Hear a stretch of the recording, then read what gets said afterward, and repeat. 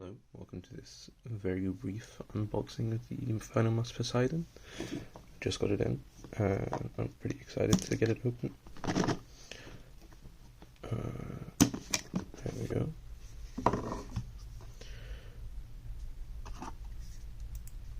Oh, that's cold. You know, they say that it's not cold when you take it out.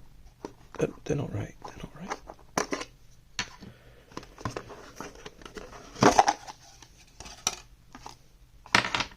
That's it.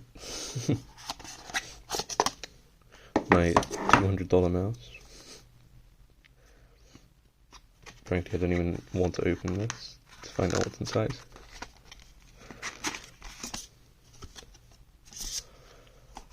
Cool. There it is. Here it is next to a Starlight. They're both smalls. What number did I get? 517? Mediocre number. Anyway, it is what it is. Thanks for watching.